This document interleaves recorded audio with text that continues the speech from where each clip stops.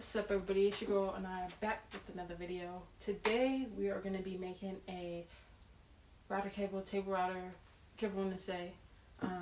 And this actually came spurred because I have my router and it's been doing me good, you know. Been able to do things easily.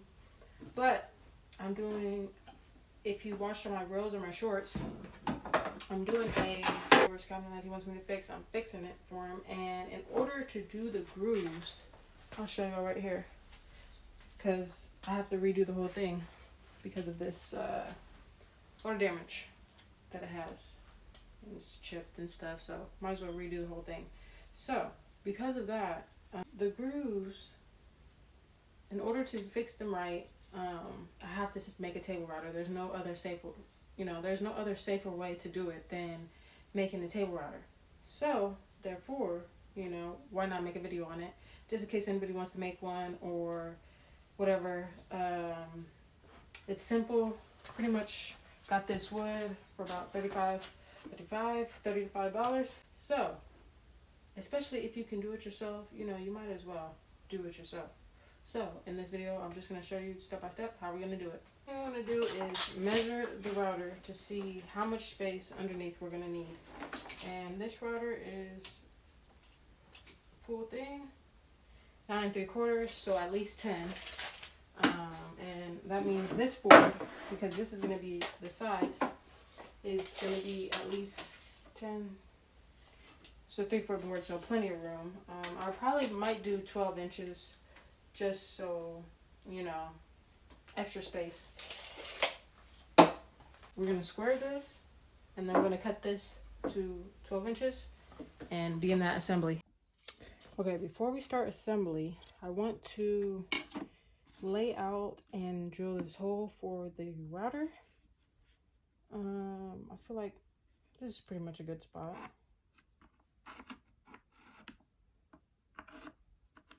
Should give it enough room.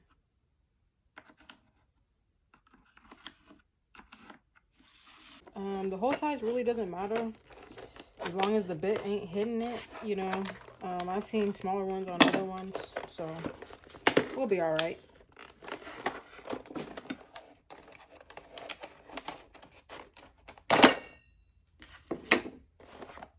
We'll be all right.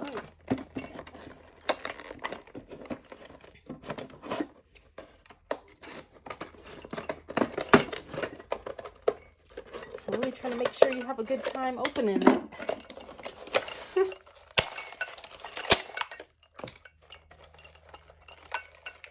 Yeah.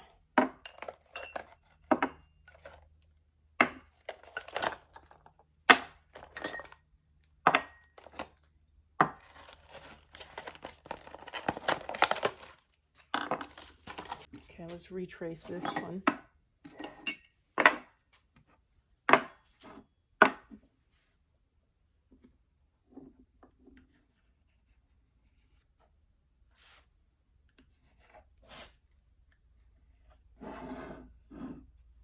Perfect. Look at that. Like a little tower. I wonder if I should put it in the drill. Yeah, it don't even fit in there. They said no broken wrists today.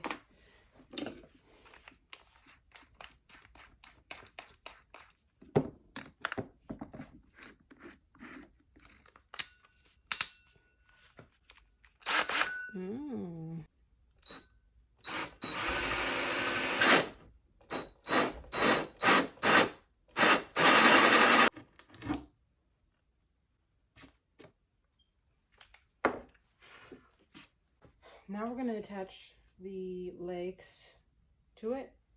I am going to add some type of bracing right here because this would just be all willy-nilly and we're not going to do that. But first we have to attach the legs. So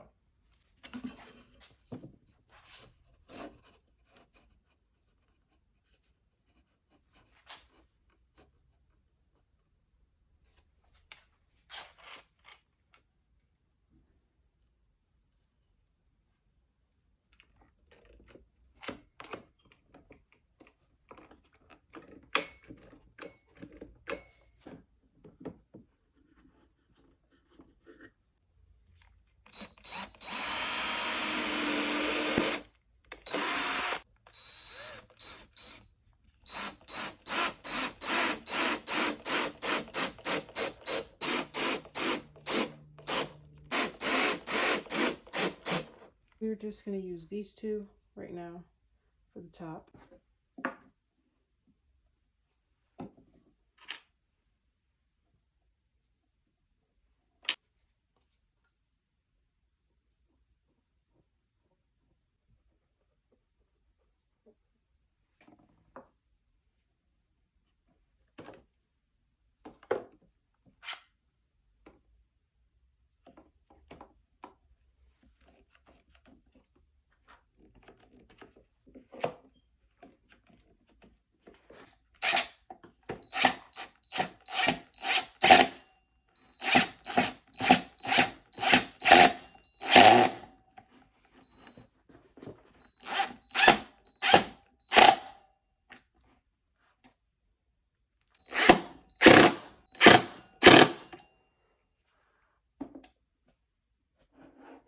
I cut this piece right here for the front to brace it. Also, so I have something to clamp down when I use the router.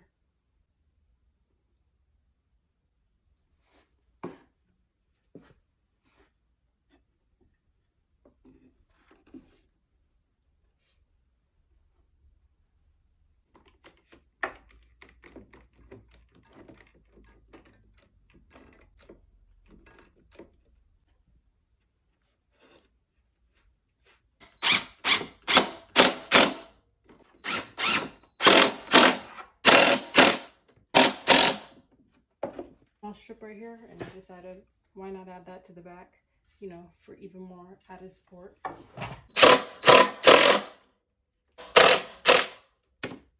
The vents, pretty much this with two pieces that are going to support it in the back and also be clampable.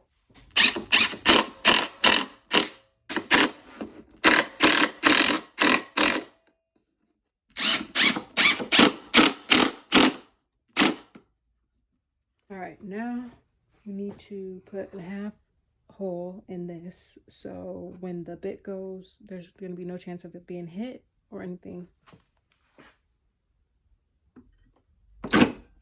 Oh shoot.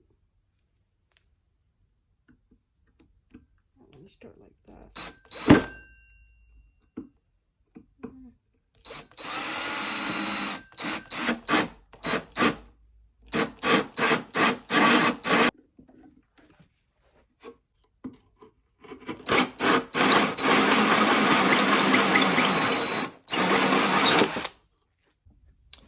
Okay, now it's time to mark out where we're gonna put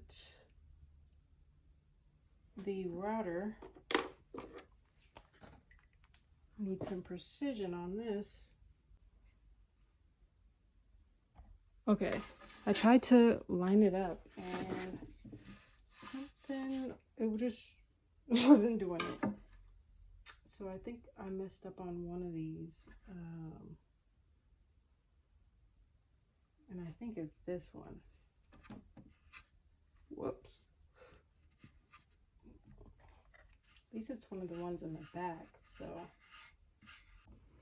All right, now finally getting everything set into position. Oh, you know what? I think it would be easier. Oh no. Gotta do it this way. I was gonna say maybe it would be easier to turn it upside down, but then how would I screw it in? All right.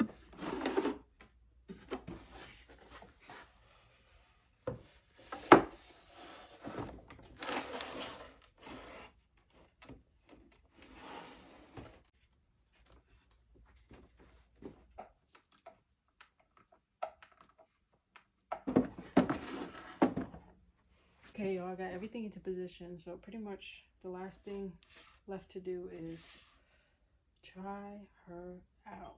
So let's see how she does.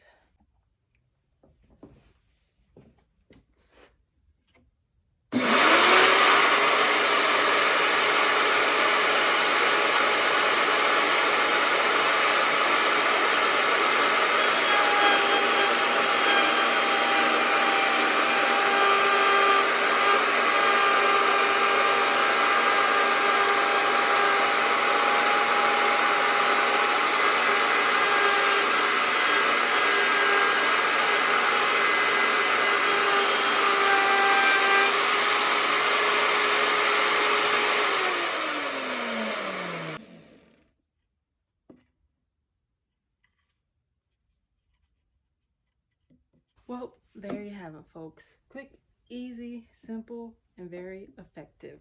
You know, crisp cut. Any type of crisp cut you need. Shoot. Yes, indeed. One thing to be able to build things, but it's a blessing to be able to build tools. But thank you guys for watching. We are created to create, so keep on.